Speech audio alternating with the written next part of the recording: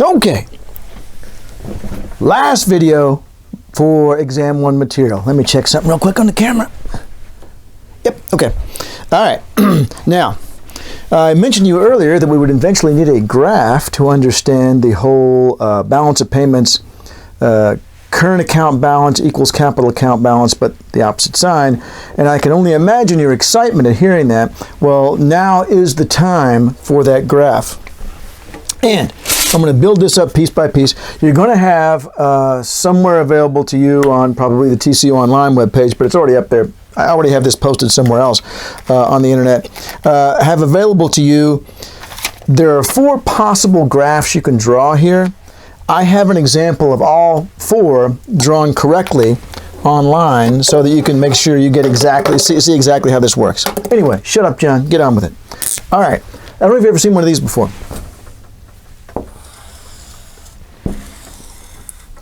Quantity, price, supply, demand.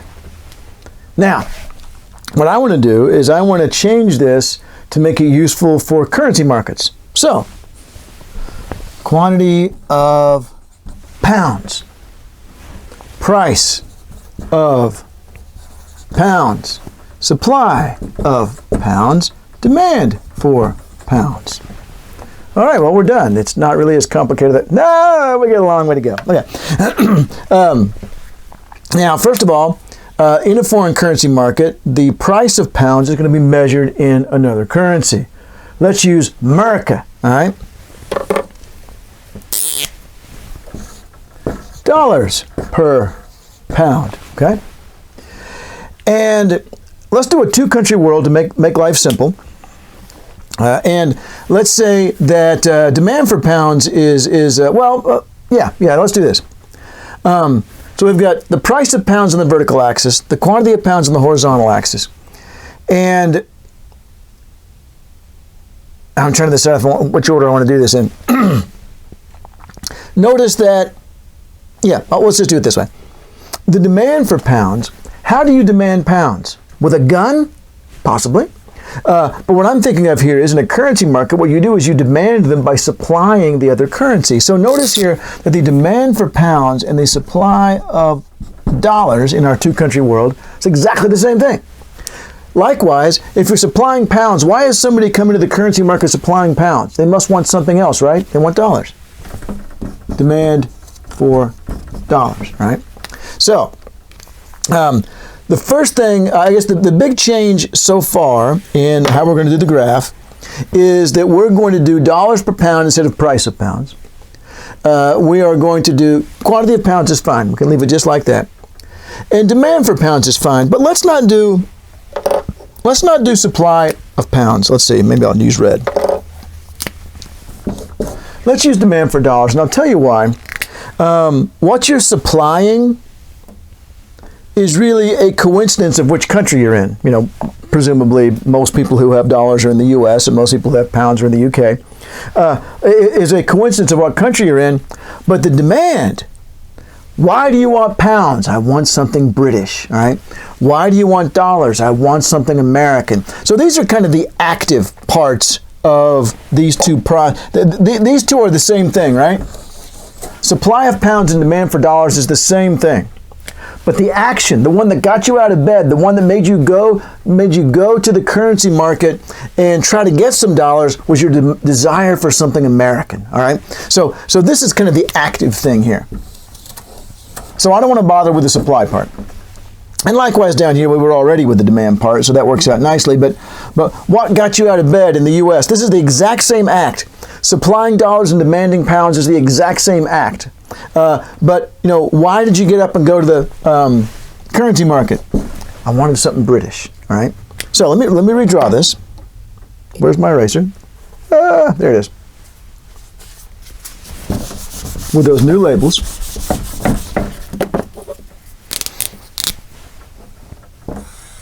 Again, the goal here is to have a currency market highlighting the impact of each of the accounts, the capital and the current.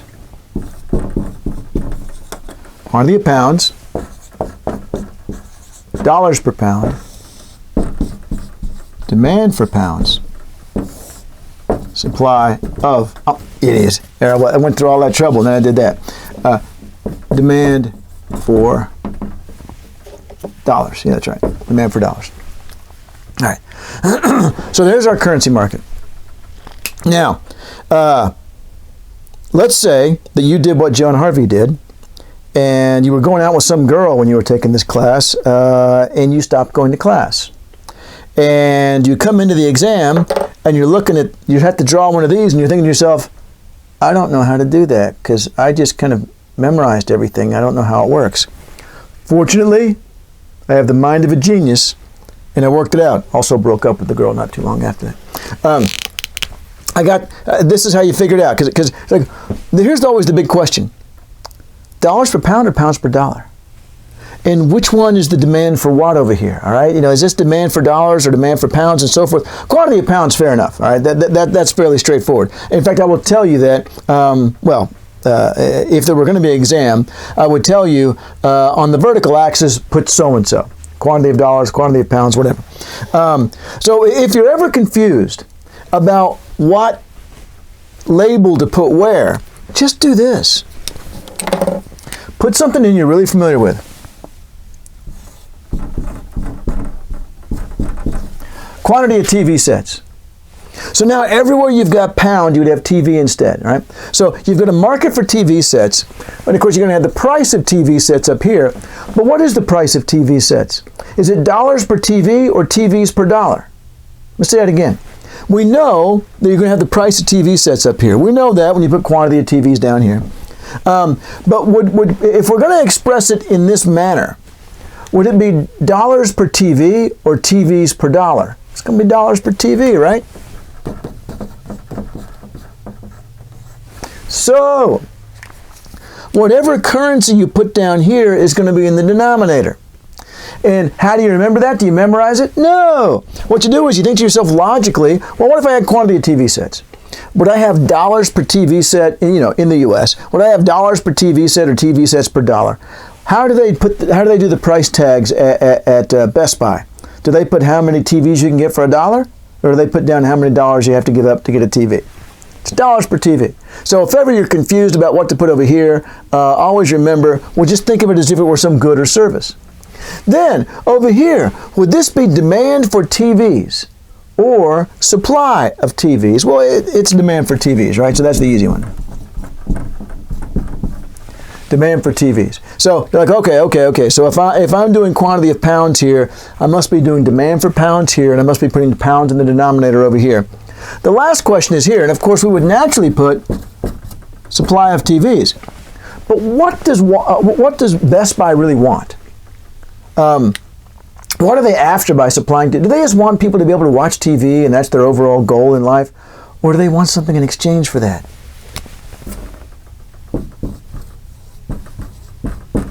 They want dollars. And let me zoom the camera in a little bit, actually. Well, should I? Maybe.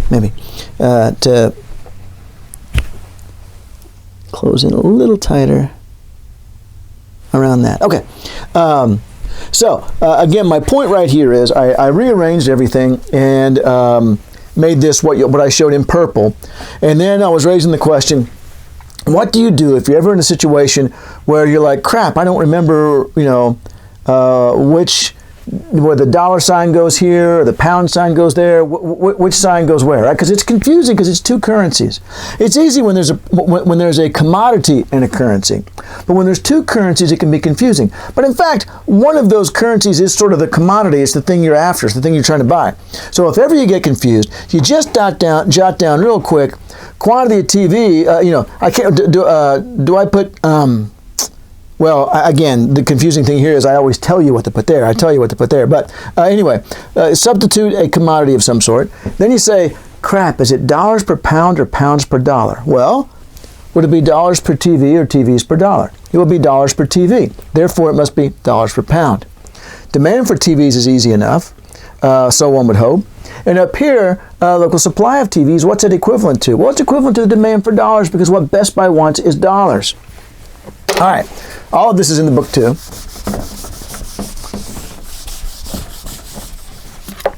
Now what I want to do, let's say that the only thing people buy and sell with other countries are goods and services, no financial assets.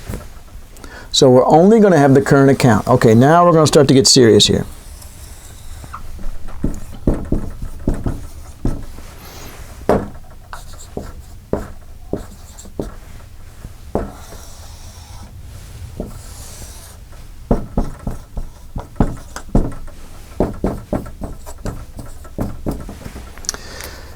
Oh, yeah, that's right. All right, imports and exports. That's the only thing we're going to have on this graph because we are assuming that no one's allowed to trade financial assets or no one's interested in trading financial assets, whichever one, it doesn't matter. And so what I want to ask you first is, on those two functions, which one is U.S. exports? All right. With U.S. exports, because remember, that's all we've got. We've got imports and exports. That's it. If you look back at, let me show you this again. There, perfect. There's the balance of payments. And under the current account, we've got imports and exports. Of course, I said before we're going to sort of ignore unilateral transfers. And also ignoring the official account. And I'm assuming no capital account. I'm assuming no one buys and sells the financial assets of other countries. So we've only got imports and exports. That's it. All right. Which one is which? Which one of these is U.S. exports? Which one of these is U.S. imports? You know, like that. Well, what do you need to get hold of if you're going to buy an American good or service? You got to get hold of dollars.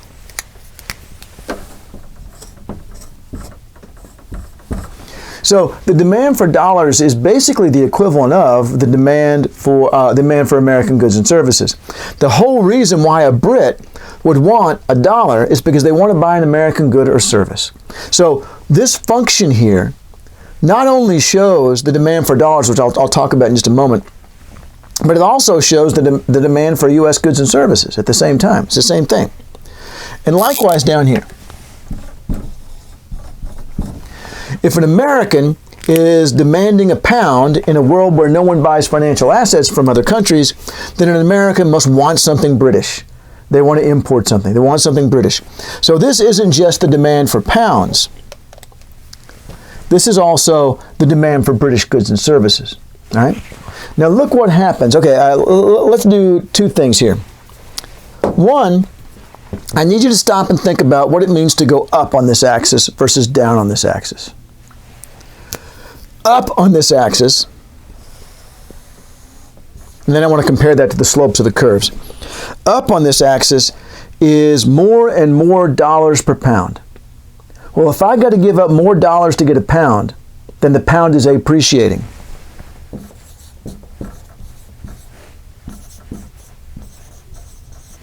So as you move up, the dollar is depreciating, the pound is appreciating as you move up on this axis over here. So think about that first of all. Now, as the pound appreciates, will Americans want a higher or lower quantity of British goods and services? Well, a lower quantity. It's more expensive to buy British stuff. And sure enough, the line is negatively sloped.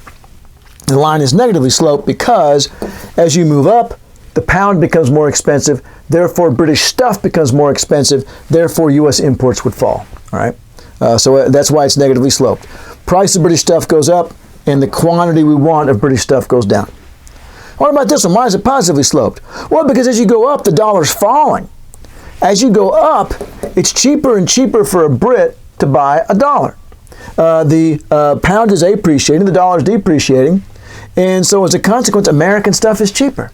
So it's positively sloped because as you move up, American stuff is cheaper and cheaper. So the line is positively sloped to show that Brits would demand a higher and higher quantity of American goods and services. Now, let me show you something really significant. And I like to illustrate it like this.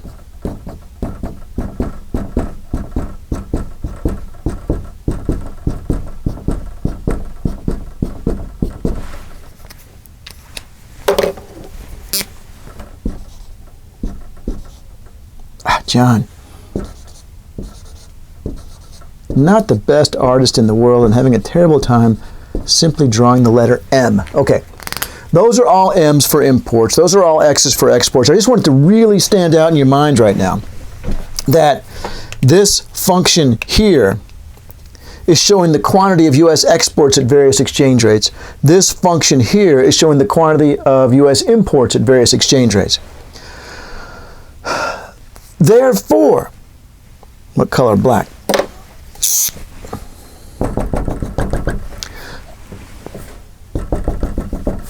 Above that dashed line, the U.S. would have a trade, what? Surplus or deficit. At a price above the dashed line, would the U.S. have a trade surplus or deficit? U.S. current account surplus. Because at, say, this exchange rate, we would import this much British stuff and export this much to Britain. So that gap right there would be our trade surplus, right? So above the dashed line, we've got a U.S. trade surplus, and then below the dashed line, guess what? What a surprise, a U.S. current account deficit. Notice I'm being kind of careful, by the way. U.S., U.S., U.S., U.S., for what I hope are obvious reasons, because there's also a UK. And up here, that's a UK current account deficit and a UK current account surplus. I will, I believe, always label things as if we're in the United States. I think that's the way I always do it. I don't think there's any exception for the rest of the course. But anyway, just because I don't want to confuse you on that issue, there's lots of other stuff to be confused about, but let's not get confused about that one. All right, so the only demand for dollars is to buy American goods and services. The only demand for pounds is to buy British goods and services. As you move up, the quantity of American goods and services demanded goes up because the dollar is depreciating. But as you go up, the quantity of British goods and services demanded by Americans goes down because the pound is getting more expensive. And at this point, trade would be balanced. All right. At this dashed line, trade's balanced. At this exchange rate, trade is balanced. M is equal to X along this dashed line. Below the dashed line, the U.S. is exporting less than it's importing. Above the dashed line, the U.S. is importing more, less than it's exporting. So it has the trade surplus. Is that all I was going to say about that? I think so. Yeah. Well, and one more thing. Well, no, that's good. Don't confuse it, John. All right. Now I want to show you something else with this.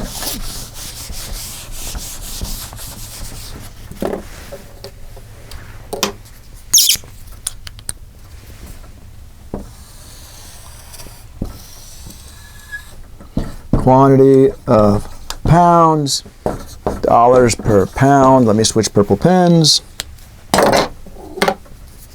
because I think this one's better. Yes, it is. Demand for pounds, imports U.S. Notice I had to think about it. I don't have it memorized. I've got to stop and think every time. It makes sense to me. It's logical, so I can recreate it. Memorizing is a really bad idea. You've got to understand it. Okay. I've explained to you that above the intersection, the U.S. is going to have a trade surplus, and below we're going to have a trade deficit. But here's the really key point with this. The only point of equilibrium on this graph is balanced trade. If you're below the intersection, let's do that.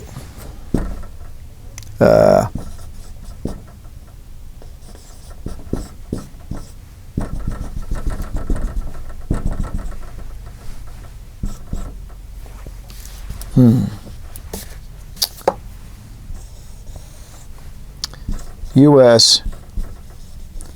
trade deficit and excess demand for pound. All right, check it out. If the exchange rate's right here, then we have a trade deficit, right? We have imports will be right there at that point. Exports will be right there at that point. So imports will exceed exports.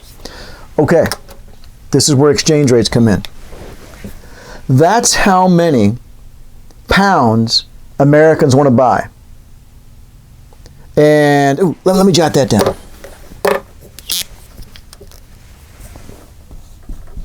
Buy pound for dollar. All right. Americans are buying pounds in exchange for dollars in order to import that much. Over here we've got buy dollar for pound. All right. So this is how many dollars the Brits are buying, and they're exchanging pounds. The way they're buying them is with pounds. Mon Dieu, as they say in a country right next to Britain, but across the channel. This is how many pounds are being supplied in the currency market, and this is how many pounds are being demanded.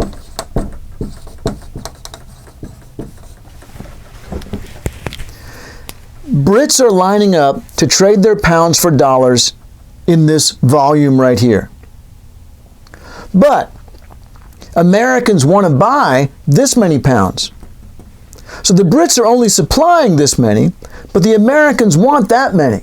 There's an excess demand for the pound. And so in the currency market, in those who are buying and selling these currencies, they're getting a lot more orders for pounds than they are supplies of pounds when people are ordering dollars. And so they get a problem, all right? They have an excess demand for the pound, so how do you solve this as that wholesaler that I talked about earlier? You raise the price of the pound. Anywhere below here,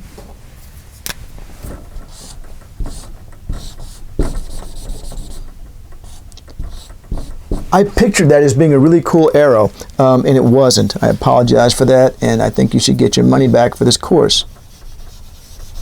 Let me do that again. Maybe I need a narrower stem of my arrow. That's a little better. Okay. Anywhere below the intersection, because it represents an excess demand for pounds, the price of the pound will be driven up. So, in this world, anyone who has a trade surplus, the trade surplus is destroyed by the appreciation of their currency. And anyone who has a trade deficit has the trade deficit eliminated by the depreciation of their currency. Because if one's appreciating, the other's depreciating. So this world is one in which the only point of equilibrium is also balanced trade. Everything, and I could do the same thing, of course, above and do a similar story above. But the only point of equilibrium is balanced trade, and this is the neoclassical world. This is the world where they explain. Remember I told you that earlier, in the same way those interest rates are going to adjust in order to make sure we don't end up in a recession, so the exchange rate will do the same thing. All right? In this world here, oh no, the U.S., everything sucks for America because we have a big trade deficit. It's going away. Don't worry about it. It's going to go away all by itself because in this world, we're assuming there's no demand for financial assets, and that's going to screw everything up when we do. But in this world, when we're assuming there's no demand for financial assets, then we always return to the point where trade is balanced. International trade can never be a net drain on your macroeconomy, nor can it be a net gain. But it can't be a net drain because if it were a net drain like it is for the U.S. here, well, but that also means then that the other country's currency is in excess demand and it will be driven up. And your currency is in excess supply, and it'll be driven down. So either way, we're going to this black point up here where we have balanced trade. And again, that is the essential assumption. The way I used to teach this class years ago, before I wrote the book, was to go over like 5 different neoclassical theories of exchange rates, and then one little tiny post-Keynesian thing at the end, because that's all I had come up with so far. And all 5 of those neoclassical theories basically centered around the idea that ultimately this is the ultimate equilibrium point, that economies are always moving towards balanced trade. The post-Keynesian view is no, they're not. All right, they're not always moving towards balanced trade because not only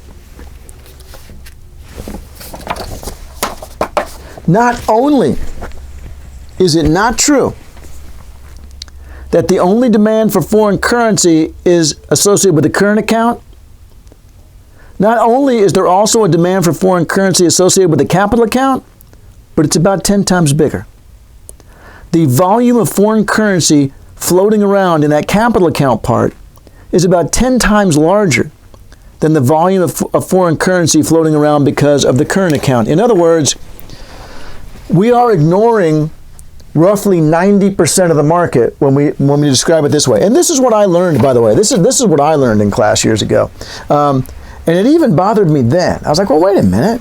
But we don't always have balanced trade. So what's going on? And my professor at the time said, well, it's because governments also intervene. That's not it. It's not it. And one of the first things I did when I got to TCU was start playing with this graph to try to make it more realistic. And that's what we're about to do right now. We're about to make it more realistic. We're about to add in the financial capital flows, which actually dominate the foreign currency market. Now, are they ignorant of this, the neoclassicals? No, but they operate on the assumption that those financial capital flows are merely white noise. All right, so they're noise around the number zero. They really don't have any long-term impact, and that those financial capital flows are really only there to help finance the trade flows. The post-Keynesians don't agree. So let's do this first. Quantity of pounds. Dollars per pound. I'm going to have two demand curves now for the pound. And for now, I'm going to call them, I'm going to say they're parallel.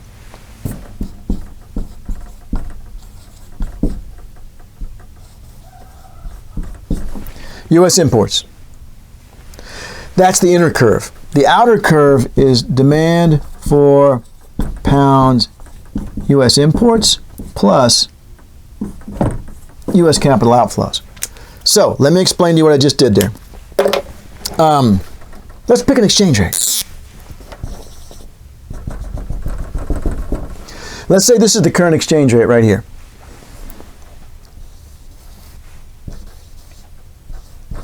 That much is going to be U.S. imports. This curve tells us that it was the same thing as it was a minute ago, right? It's the demand for pounds associated, but now we have to differentiate. This is the demand for pounds from importers and exporters, all right? Well, from importers. This is the demand for pounds from these importers in the U.S. And so that much of the demand for the pound is just from that. This much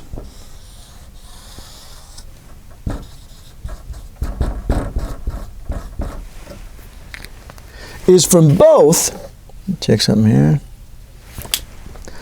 This is buying British goods and services. This is buying British financial assets. If you look back at your notes for the, I'm sorry, I'm about to show you this a third time, but capital inflow, sales of domestic assets to foreigners. Capital outflow, purchase of foreign assets. So, and I use this KO for capital outflow, right? So this is U.S. capital outflows. This is U.S. imports. Both of these are buying something British. This one is buying British goods and services. This one is buying British financial assets. Now, but notice here though, oh, okay, so then that means that that much is the financial asset part. Yeah, so we're going to draw two curves for each country from now on. One for just M or X, and one that includes the extra part for the financial capital flows. Now, realistically, this should be about 10 times further away from the vertical axis than this is, but let's not do that. All right. So, but to reflect the actual flows in the real world, this is actually a much bigger number than M US. So it's going to be way out there somewhere. Let's see. And I was going to tell you something else. Oh yeah, I know. Now, I've drawn them parallel, and I want you to think about what that means. The imports here are changing based on how the exchange rate moves. Remember,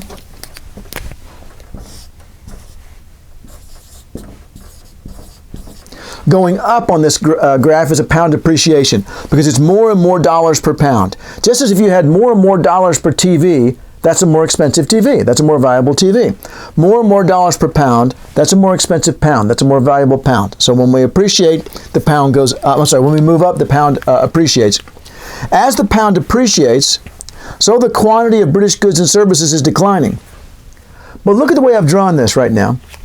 As the pound appreciates, the quantity of, if these are parallel, the quantity of British financial assets bought by Americans is staying exactly the same.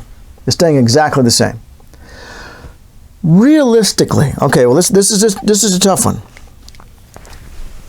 Probably needs to be a little bit of slope to it, so that the quantity of British financial assets is actually declining as the pound appreciates.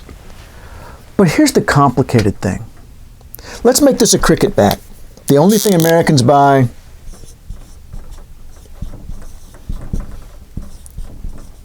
that's British, let's say, is a cricket bat. And although I'm told by my former Indian and Pakistani students that the best cricket bats are made by them. But we'll just do with Britain right now.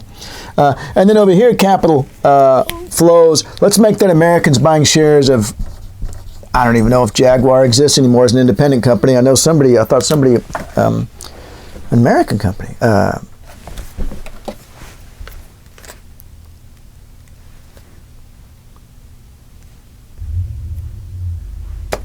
Who owns Jaguar?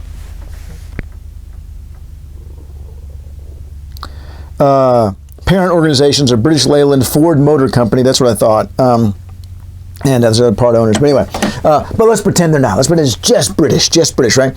So this is buying Jaguar. I'm going to put shares over here so that it's clear that I don't mean a Jaguar. I mean Jaguar shares of the car that makes the Jaguar. As the pound appreciates, the cricket bat is no more or less useful to you than it was before the pound appreciated. Therefore, it's less attractive to you. As the pound appreciates, the cricket bat's no better or worse than it was to start with. So therefore, as the pound appreciates, I want fewer cricket bats. I'm not as excited about buying a cricket bat that is no more or less useful to me than it was before the appreciation happened.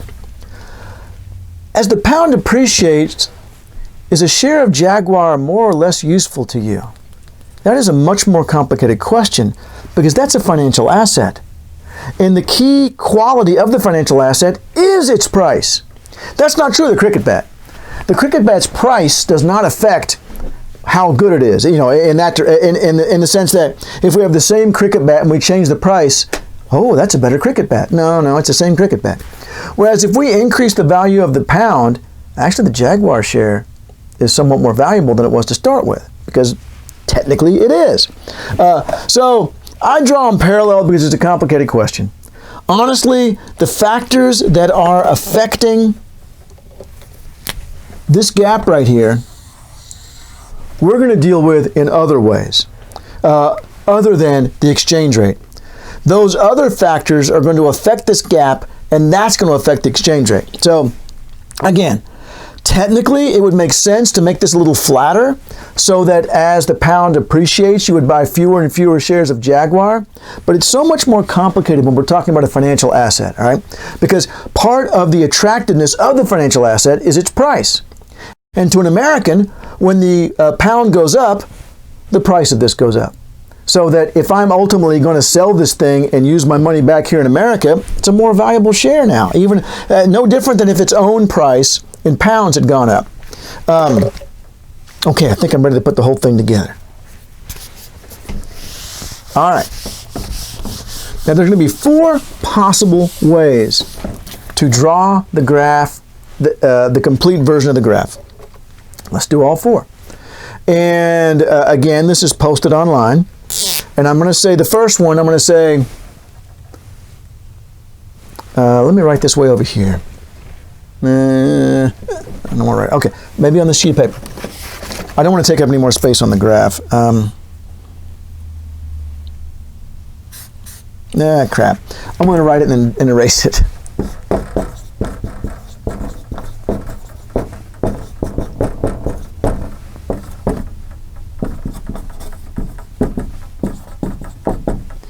Okay, I'm going to show this 4 different ways.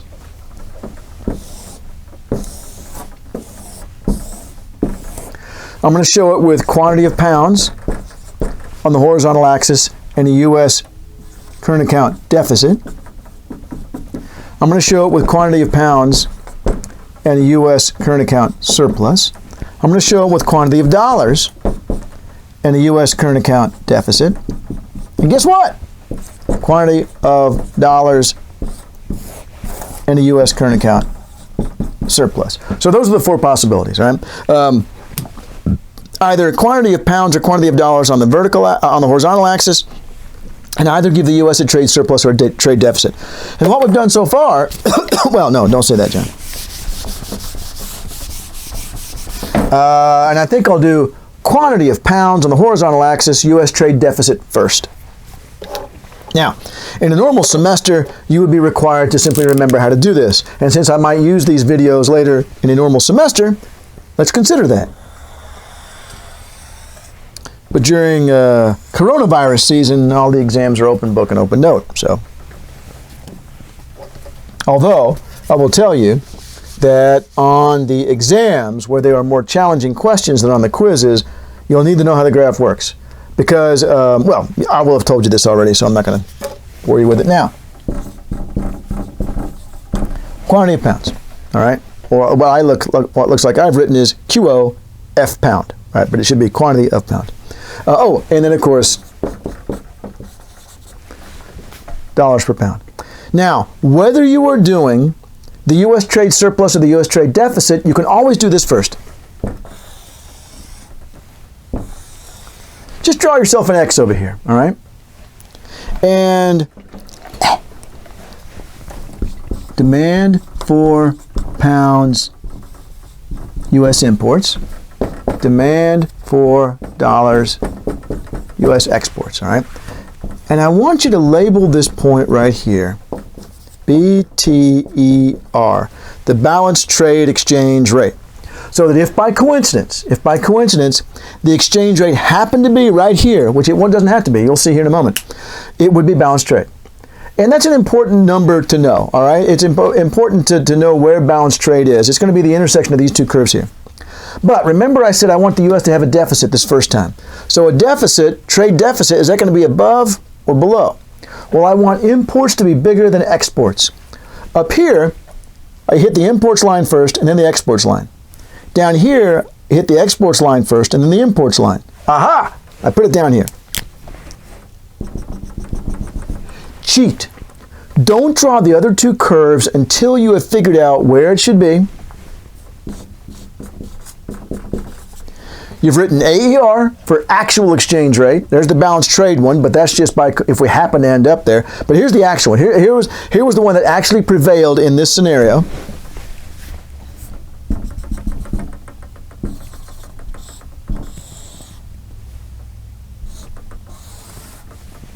Now, the negatively sloped ones are demands for pound. U.S. imports plus U.S. capital outflows. Oh, I'll tell you that in a second. Demand for dollars, U.S. exports plus U.S. capital inflows. Now, how far did I go off the edge? Oh, okay, I'm all right. By the way, okay, import and export, I'm pretty confident you'll remember to use an X and an M or whatever you want to use. But I made up KO and KI, all right, for capital inflow and capital outflow. And so I don't care what you use. But if you use something different than me, you have to define it on the page somewhere. You have to tell me, by the letter Z, I mean, and then explain, what capital inflows or capital outflows. Or you can alternately say, by Z, I mean when Americans buy foreign financial assets. By Q, well, let's not use Q. By J, that's my name. By J, I mean when foreigners buy U.S. assets, or the opposite of whatever I said a minute ago, which I've now forgotten. So anyway, these are probably pretty standard. I know you're quite familiar with that symbol, that symbol, that symbol, that symbol. But the KO and the KI, if you don't remember, if this is a semester that we have mankind has defeated disease and we can actually meet together and we have actual real exams, then in that case, and you have to remember this for the exam, then make up a letter if you need to. Better off if you're using KO and KI, but if you can't, make something up. All right, now, I really enjoy doing this in class, and I'm not going to be able to, obviously, right with this, whether this was coronavirus or not, you're not there with me. So I'm going to, what I need you to do now is to label 5 more things. U.S. exports, U.S. imports, U.S. capital inflows, and U.S. capital outflows. Not the function that describes them, but the actual quantities on the graph, and the U.S. trade balance, or current account balance, and capital account balance as well. What I do in class, and I'm going to do it here, so maybe you can follow along at home, the home version of class. A, B, C, D. I do not recommend that you do this on an exam, A, B, C, D. This is really only useful for me asking you questions. Again, I love doing this in class. I'll say, okay, where are U.S. exports? Which line segment? Is it AB, AC, BC, whatever? So I'm going to ask you that right now. Where are U.S. exports? Have a look at the graph and see if you can figure it out. And I'm going to label it in green when we have it. Where are U.S. exports? What quantity? Now, I could drop it down here and show the quantities down here, but I'm just going to put them on this horizontal line up here because I'm going to have other stuff I want to put down here. And the way you would do this is, it's going to be on this line. There's the actual exchange rate.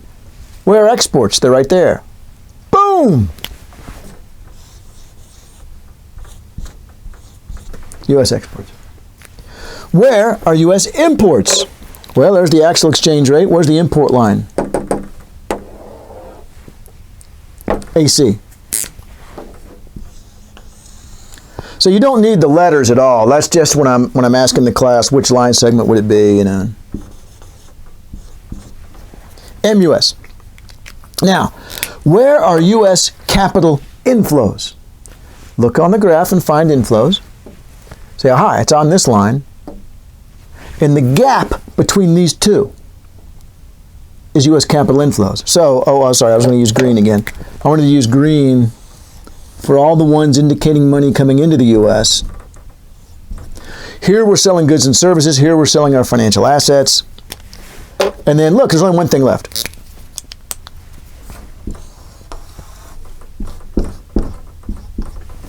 That gap between those two negatively sloped purple lines, or horned frog lines as I like to call them, is capital outflows U.S. So, check this out. Where's the U.S. trade deficit, current account deficit? BC, right? BC is the amount by which imports exceed exports. There's the current account balance. Current account deficit in this case. Where's the capital account balance? KI minus KO. It's the exact same line segment.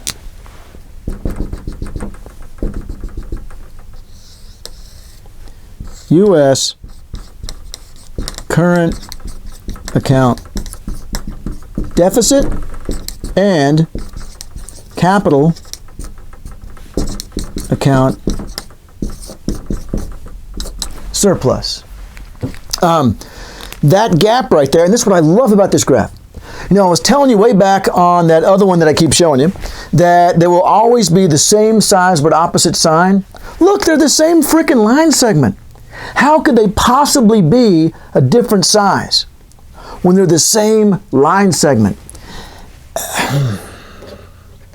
I started to explain it in a different way, and then I decided to hesitate. I'll try this and see if you like it or not. Ooh, that's not a bad idea, John. Okay. Yes. All right, maybe this will be helpful. Or maybe it'll be worse. Who knows? Yeah. Okay, look. The U.S. imports are about the length of those two red pens. Sorry, let me get this out of your way. The U.S. imports, use that one, John. The U.S. imports are about the length of those two red pens, a little bit short. And then the U.S. capital outflows are about the length of the black pen. The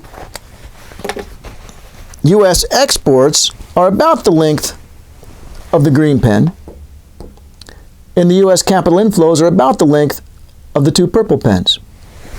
Well, it's got to be the same size.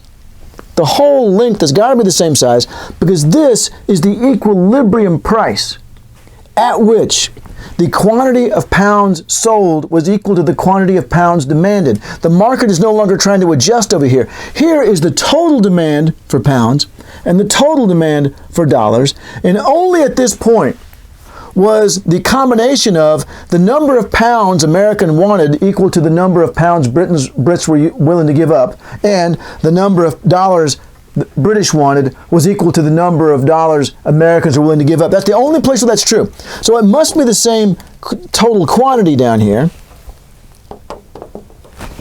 And so the amount by which the red, the imports, is bigger than the green, since the whole thing has to be the same length.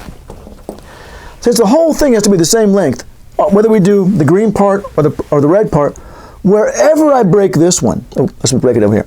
Wherever I break this one, that green pen doesn't stick on very well. As a matter of fact, let me do it this way. Wherever I break this one down here on the bottom, and the one up at the top, the amount by which the green is short of the red, like we're in kindergarten, and I can't get the colors right, the amount by which the green is short of the red is identical to the amount by which the purple extends over top of the black. In other words, if the quantities are the same and I break one in one spot and I break one in the other spot, well, then the amount by which this exceeds that must be the amount by which that exceeds that. That's one of several ways to think about it. That's not the only way to think about that, but it's one way of making sense of it. See what time it is. Trying to decide to do this all in one video or not. All right, so there's your first example. Quantity of pounds on the horizontal axis and the U.S. trade deficit. U.S. trade surplus next. Hey, now I was trying to remember earlier the last U.S. trade surplus, wasn't I? Early 80s or 70s? I can't remember now. When was the last time the U.S. had a trade surplus? Oh, good Lord. Oh, I got it. 75. So it was in between. That was my problem. That was in between the 80 and 70. All right. Next one.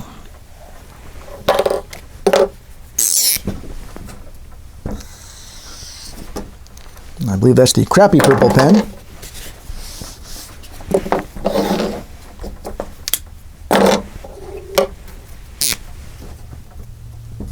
That's a little better.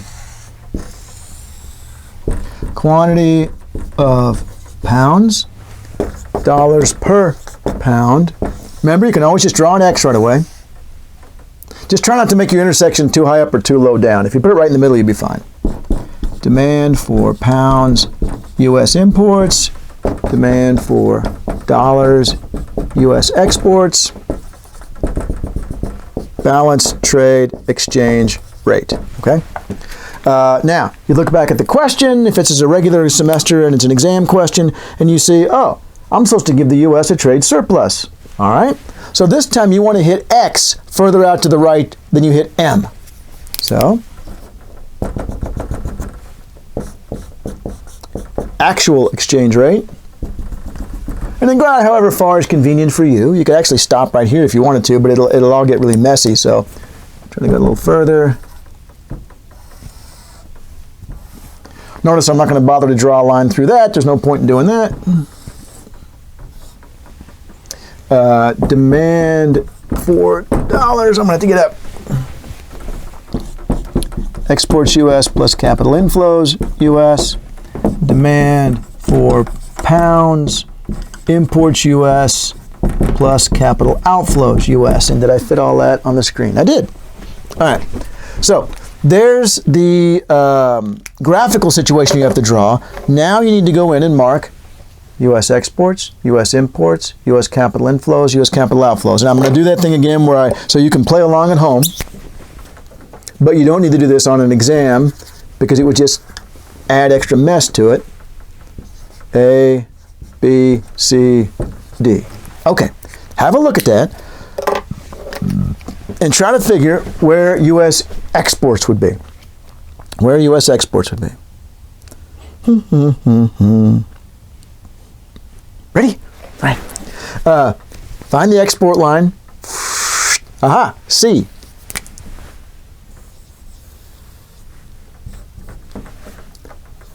And I usually try to cram my my X and my M way over here to keep it out of this space, because this space is going to be the imbalance. You don't have to, but that's what I do. And now the U.S. imports.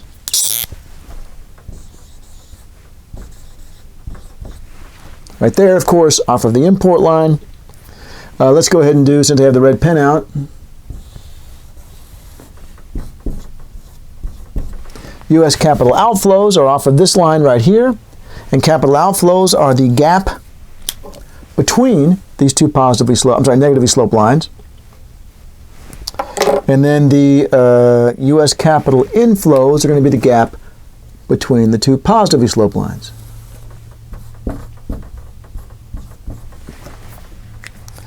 And then, when you label the imbalances,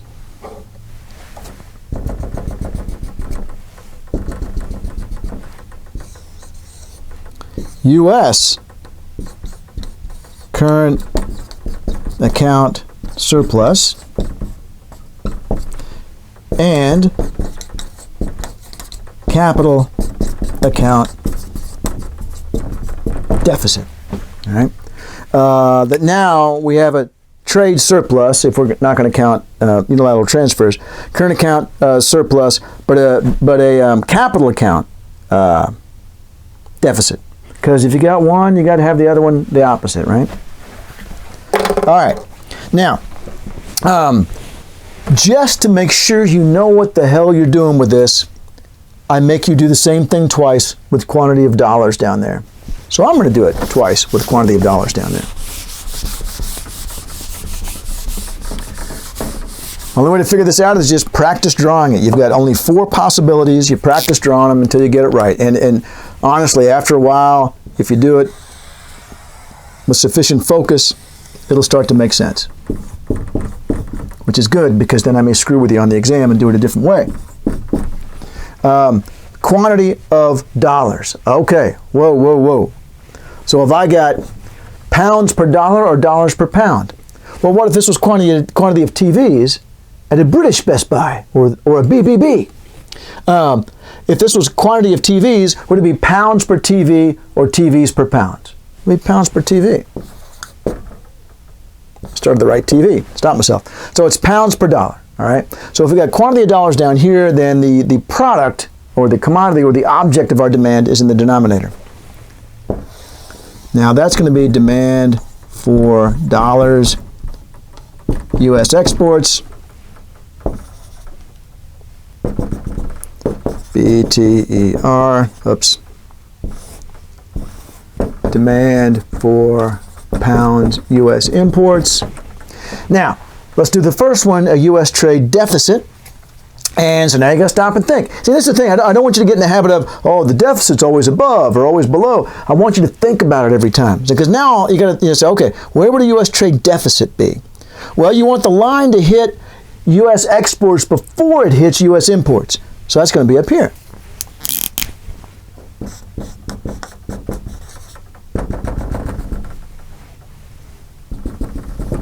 Here's going to be U.S. exports.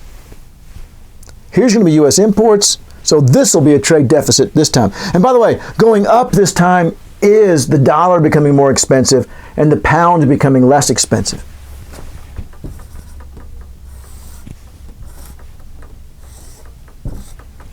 Demand for, no, not demand for, U.S. plus capital outflows, U.S. Demand for dollars, exports, U.S. plus capital inflows, U.S. Okay. Yeah, there we have it. And now you do the same thing you did the others. Let's mark the exports first. And I think you can probably just eyeball it right now and see which line segment is going to be U.S. exports. Nothing comes off of this one. All right? That's just a reference point. This is where all the action is right here, because this is the actual exchange rate. And so here's exports. Exports of U.S. What I won't do to you is ask you to do that UK instead of US. That's the one thing I won't, because I was like, okay, this is enough. Switching this back and forth is enough for me to be confident that you know what you're doing with this. I'm not going to make you switch that to exports UK or any of those. quantities. There's U.S. imports. All right, there's the import line. That's where we hit it.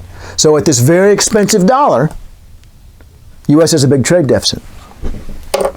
Then, let's see, I'll go ahead and do the capital outflows. That's us, that's us selling our financial assets to, it's us buying our financial assets, but because the money's going out and the cash is coming in.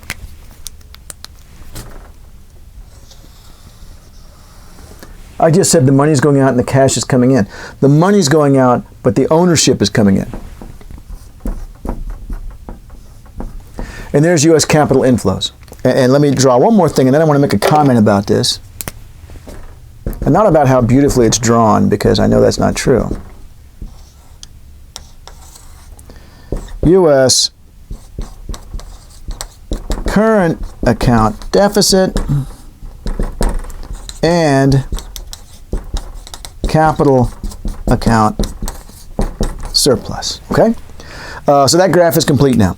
Now let me point something out here. Let me stop and talk about something that came up earlier in the semester when we were talking just about the balance of payments. Did the U.S. trade deficit cause this? It could. It could be that the U.S. importers borrowed money from banks or that the financial institutions sold financial assets or whatever to get the money to be able to afford all these. So this part right here could be transactions aimed at financing the red part down here, the U.S. trade deficit. But likely is not with the U.S. It's more likely, and this is what happened, is I keep bringing up the 82 to 85 period, massively popular U.S. financial market. So we're selling all these financial assets to people, which drove the dollar way up, all right? Drove the dollar way up and caused a huge trade deficit. Well, in part, there were other things too. But one of the causes of the trade deficit was the tremendous popularity of U.S. financial assets. So think about it. As the U.S. financial assets become more popular, this line, this one here, shifts further and further right. And actually, let me draw that last. I want to show you that separately, because that one's too messy now to really see it. So here's the last situation we can draw. Here's the last one, which will be quantity of dollars, U.S. trade surplus. Yeah.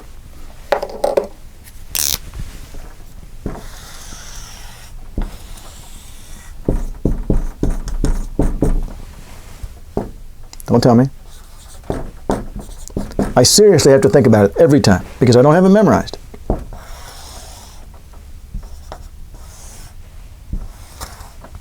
Demand for pounds, U.S. imports.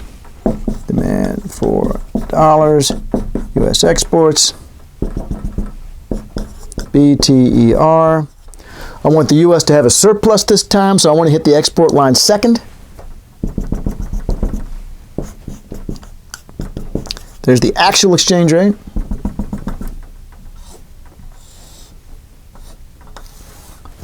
And let me get up and finish labeling these. Whoops, I'm stepping on my microphone cord. D for pounds, U.S. imports plus U.S. Oh, that's right. Getting a little punchy. Been making graphs, been making videos all day.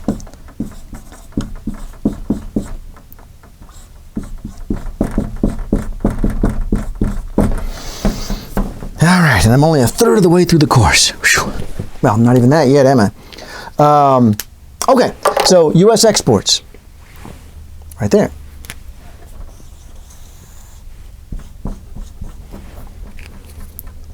U.S. capital inflows.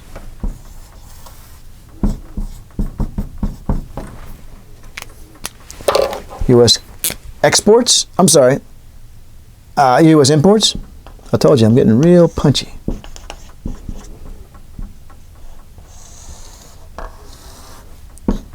Capital outflows, U.S. And then the imbalances.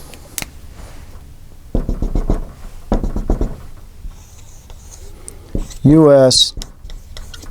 current account surplus and capital account deficit. Ta-da! So this time, we're buying lots and lots of foreign financial assets, which is driving down the value of our currency because we're selling our currency to buy their financial assets. It's giving us a big trade surplus. The Japanese actually did that, at least for a while. They were encouraging their domestic citizens to buy financial assets abroad. Well, so that's driving down the value of the yen, helping their exports. Very clever. Okay, I'm going to stop the video here, then I'm going to start it again with a few lessons about this.